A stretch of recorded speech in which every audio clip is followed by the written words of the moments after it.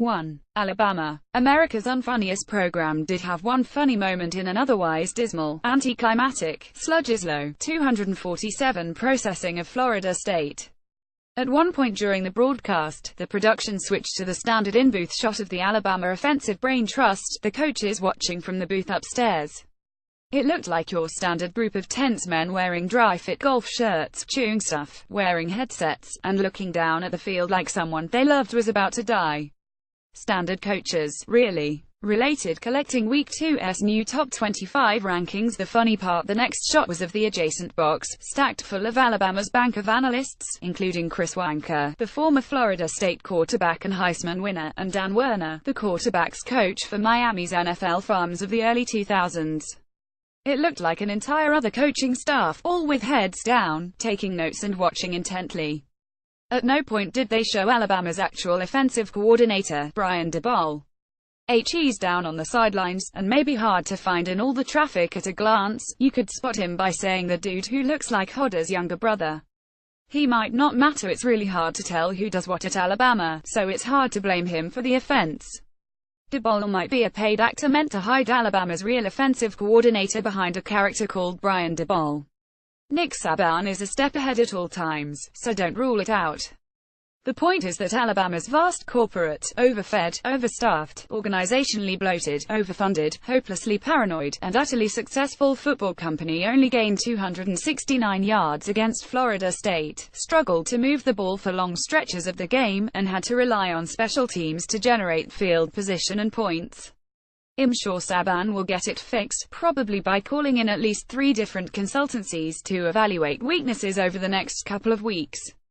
The Rand Corporation ain't cheap, but when you need to figure out why your blocking schemes ain't working, it takes a village to put together that PowerPoint. A very expensive village. The defense is basically perfect already, so much so that it made me feel bad for Florida State. Do you know, in this day and age, how bad that had to be to make anyone feel bad for Florida State? Deon DeFrancois didn't deserve anything that happened to him Saturday night, and the FSU defense played really well, and they still lost by 17 points. That's a land speed record. It's week 1, and I'm already tired of Alabama. 2. Ohio State. Who knew JT Barrett would ever throw for 300 yards against a Power 5 opponent again? Turns out that if you throw short passes to fast people, those fast people run past slower people for touchdowns, as Paris Campbell did against Indiana, a team with a solid defense and enough offense to keep Ohio State engaged for the better part of 3 quarters.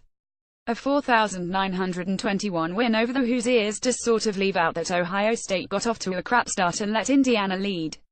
Still, of all the teams in the first week and a half, Ohio State seems to have come the furthest in terms of what it needed to fix, i.e., an offense that scored exactly 0 points against Clemson in the playoff, looked sluggish all season, and struggled to put players in a position to succeed.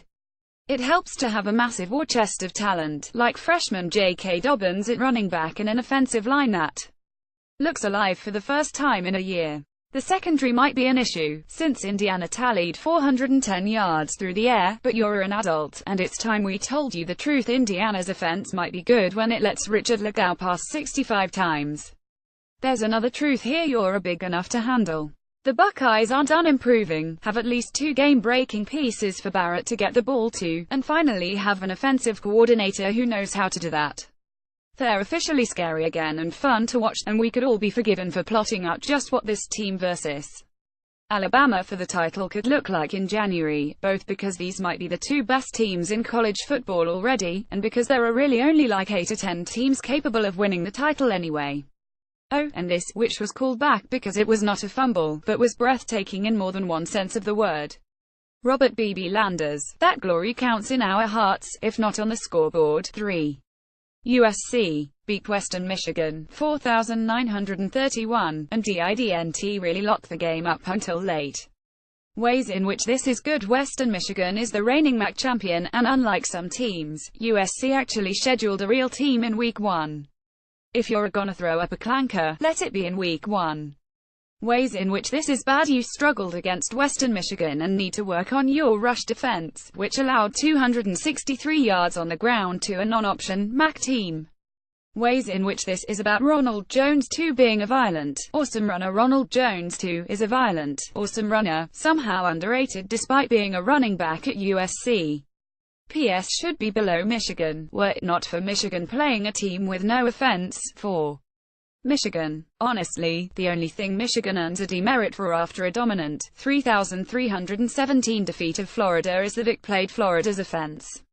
The results might be misleading, given the Gators having one of the worst offenses in college football. Handing Florida 2 pick-sixes was only sportsmanlike, really.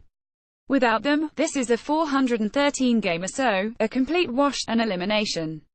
Michigan's chief concerns coming into the year were finding playmakers down the field.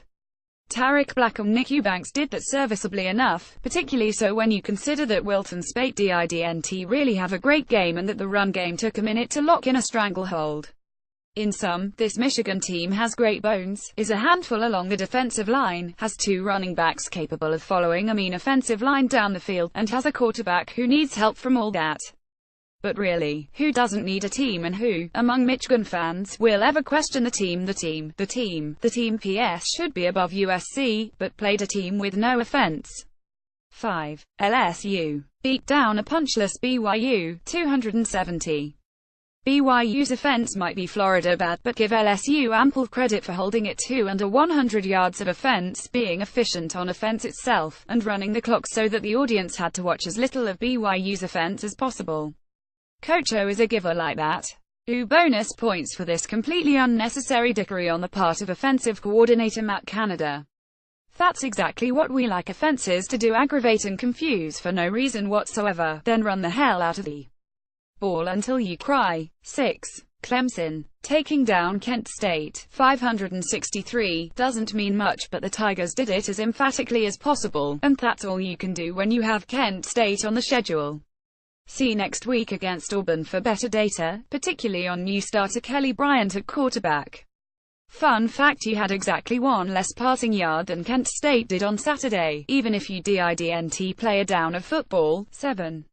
Wisconsin struggled early against Utah State in a 5,910 win, but Wisconsin is the fat man of college football, and talented fat men don't wake up quickly.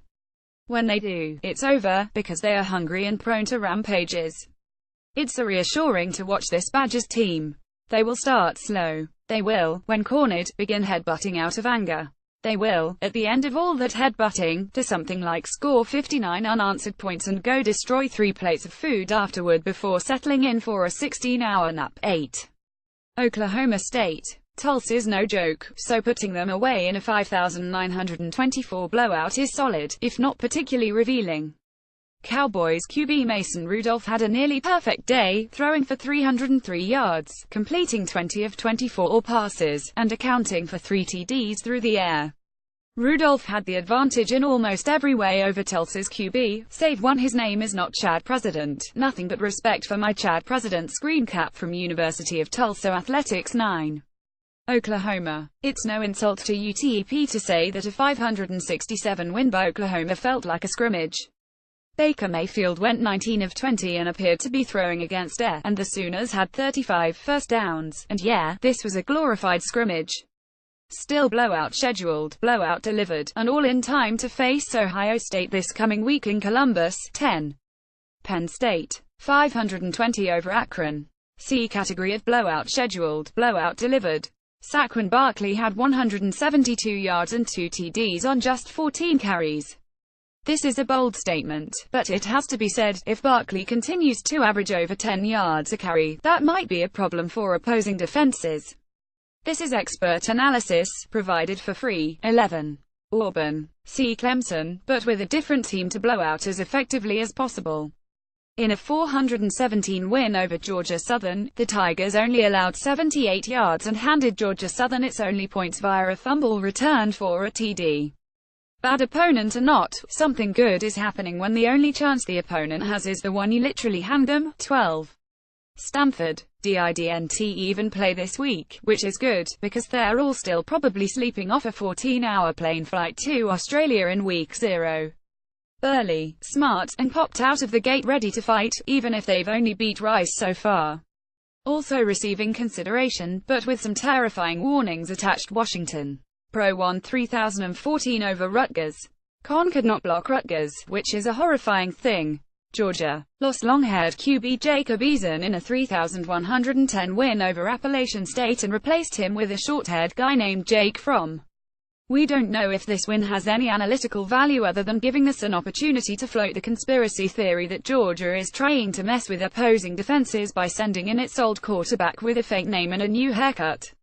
Louisville. Purdue might be a lot better, but when Purdue takes the Cardinals to the wire in a 3,528 nail-biter, Louisville fans have to have some concerns about the defense and life as a whole. Virginia Tech. Who knows what beating West Virginia 3,124 is, considering no one's exactly sure what's up with the Mountaineers.